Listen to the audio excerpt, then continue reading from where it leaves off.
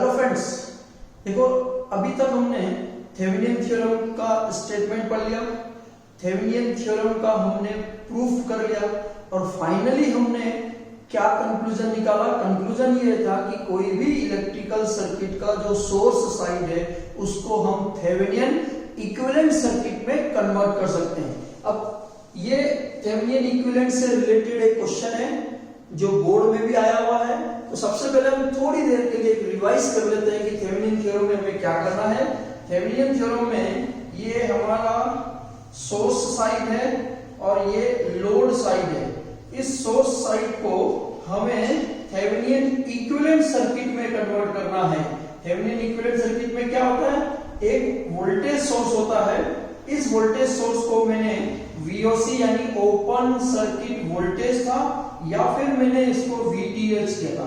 कुछ बुक्स में open circuit होता है और कुछ बुक्स में आपके VTH लिखा हुआ है और ये उस सोर्स साइड का इक्विवेलेंट थेवेनिन रेजिस्टेंस है। सिंपल लैंग्वेज में इक्विवेलेंट रेजिस्टेंस भी कह सकते हैं और इसमें हम थेवेनिन वोल्टेज भी कह सकते हैं। इट मींस हमें सोर्स नेटवर्क को कन्वर्ट करना है series voltage Thevenin equivalent circuit में। अब दो चीजें हमें फाइंड करनी है, VOC और RTH।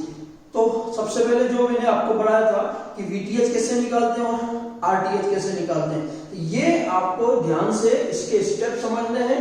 तो अब हम क्वेश्चंस करेंगे।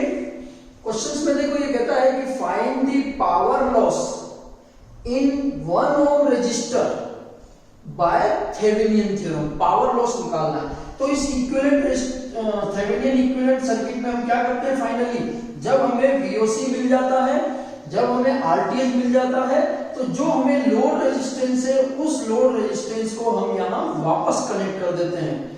क्लियर? और ये एक सिंपल सा वोल्टेज सीरीज सर्किट में कन्वर्ट हो जाता है और उसमें हम फिर लोड रेजिस्टेंस में से फ्लो होने वाले लोड करंट को हम फाइंड करते हैं। तो लोड करंट IL का क्या फॉर्मूला था, IL equal to voltage VOC divide by Ohm's law के according RTH plus RL। Voltage क्या है, open circuit voltage divided by total resistance of the circuit. Clear? अब अगर मुझे वो कहीं कहता है कि वोल्टेज ड्रॉप निकालो लोड रेजिस्टेंस में, तो वोल्टेज का ओम्स लॉ से फॉर्मूला IL इनटू RL। और अगर वो कहीं कहता है पावर लॉस निकालो, तो आपको मालूम है I square R IL square RL। तो ये तीन ऐसे अननोन क्वांटिटी है जो बोर्ड के एग्जाम में कुछ भी पूछ सकता है।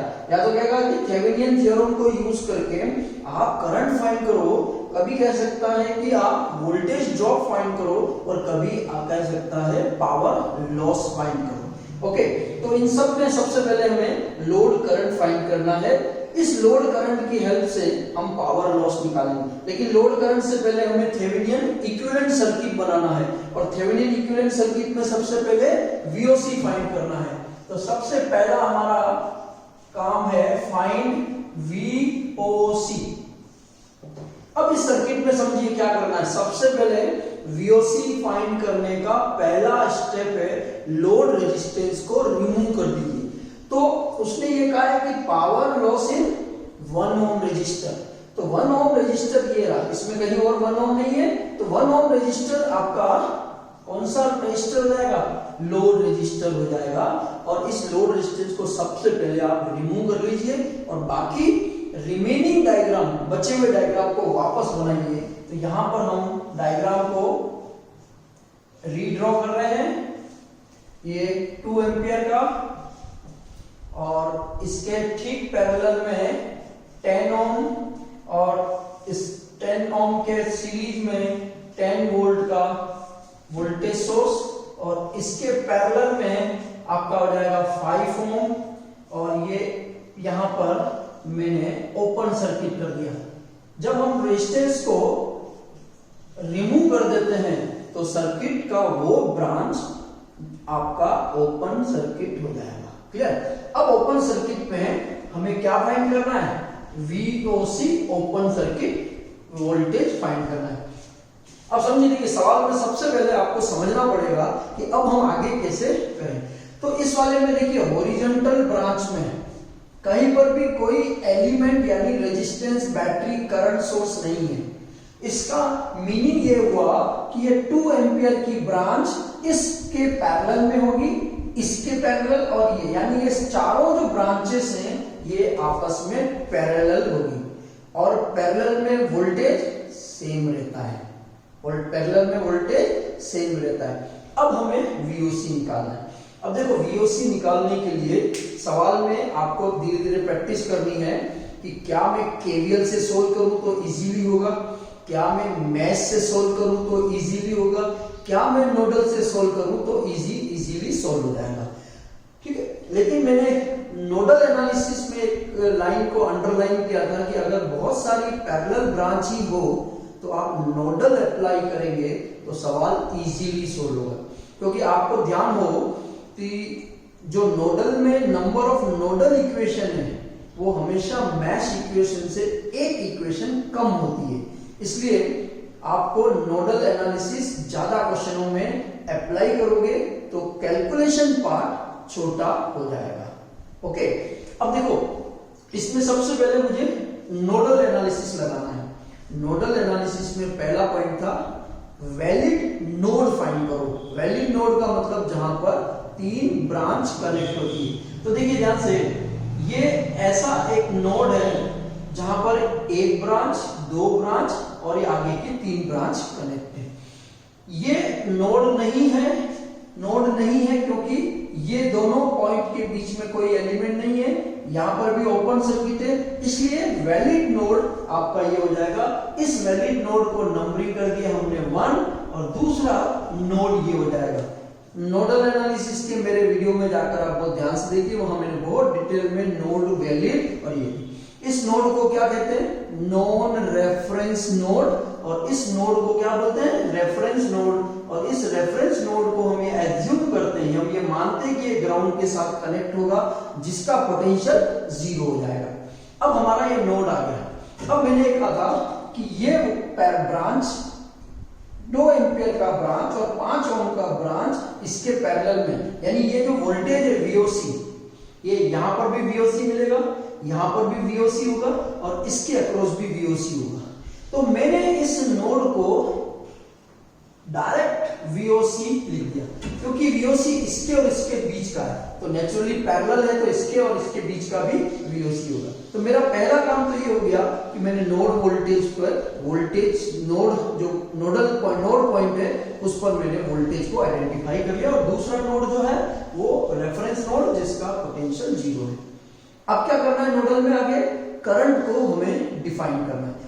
मैंने ये भी कहा था नोडल में कि ये पोटेंशियल जो है इस डायग्राम के अवेलेबल सारे पोटेंशियल या वोल्टेज से ग्रेटर या बड़ा होगा, इसीलिए करंट हमेशा हायर पोटेंशियल से बाहर निकलती है, लोअर पोटेंशियल की ओर फ्लो होती है। ओके, अब हम इस नोड से देखिए, एक करंट हम यहां फ्लो कराएंगे, एक करंट यहां फ्लो कराएंगे बाहर की ओर, आउटगोइंग। लेकिन मैंने ये भी कहा था कि 2 एम्पियर करंट की जो डायरेक्शन है उसके अकॉर्डिंग आपको करंट की डायरेक्शन, ये करंट की डायरेक्शन 2 एम्पियर अपवर्ड है, तो मैंने यहां पर 2 एम्पियर करंट लिखा। अब ये 2 एम्पियर करंट इस नोड से चलकर इस नोड तक, नेक्स्ट ये आपका हो गया I1 करंट और ये हो गया आपका I2 करंट।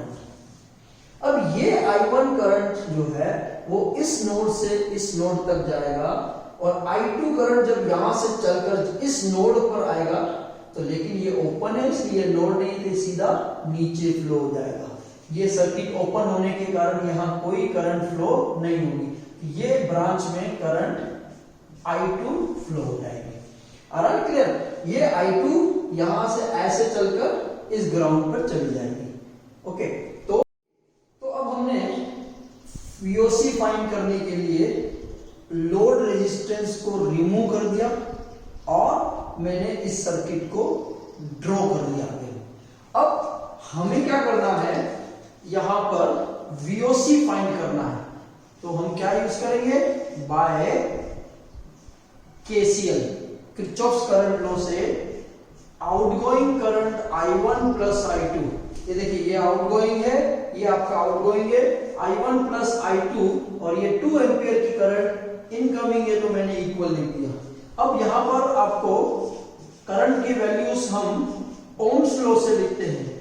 क्या है ओम्स लॉ से? I1, ये करंट I1, इन दोनों का पोटेंशियल डिफरेंस, और जब मैं ऐसे मूव करूंगा तो बीच में बैटरी आ रही है, तो आप VOC minus 10 divide by 10 ohm, potential VOC minus 0 और ये माइनस 10 है, ओके, तो VOC minus 10 divide by 10 ohm plus I2 की वैल्यू, ये I2 देखिए ध्यान से पूरा ऐसे फ्लो हो रहा है, तो VOC बीच में कोई वोल्टेज सोर्स नहीं है, minus 0 divide by 5 is equal to 2, okay.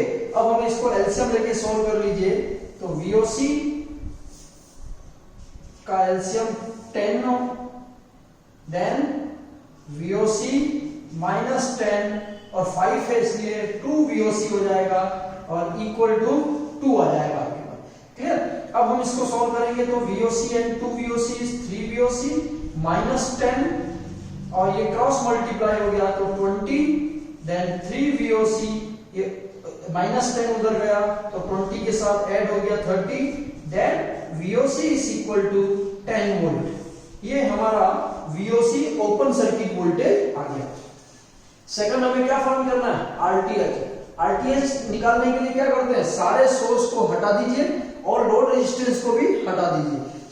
Load source को जब हम रिमूव करेंगे तो इसको क्या करते हैं? वोल्टेज सोर्स, और इसको क्या करते हैं? करंट सोर्स है। तो हम यहां पर करंट सोर्स को मैंने ओपन कर लिया, ये 10 ओम और ये दो नोड है, इसको मैंने शॉर्ट कर दिया। याद रखना है करंट सोर्स को ओपन और वोल्टेज सोर्स को शॉर्ट, और रिमेनिंग बाकी पूरा डायग्राम जैसा है वैसा बना लीजिए।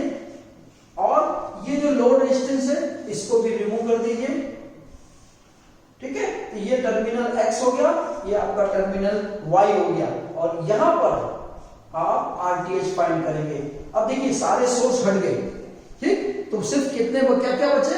रेजिस्टेंसेस बचेंगे। अब इस रेजिस्टेंसेस को आपको RTH फाइंड करने के लिए सीरीज और पैरेलल के कॉन्सेप्ट से करना है। अब ध्यान से देखिए, ये 10 ओम 5 ओम, अगर मैं यहां से एक करंट एज्यूम करता हूं तो वो इस नोड पर एक इधर करंट और एक इधर करंट जाएगी। इधर कोई करंट नहीं क्योंकि ओपन सर्किट है, तो इसका मीनिंग ये हुआ कि करंट दो पार्ट में डिवाइड होकर वापस इस पर कलेक्ट हो रही है, इसलिए 10 ओम और 5 ओम पैरेलल में हुआ। सीरीज और पैरेलल के मेरे उस वीडियो में जाकर देखेंगे, मेरे बहुत सारे क्वेश्चंस उसमें सीरीज पैरेलल में है।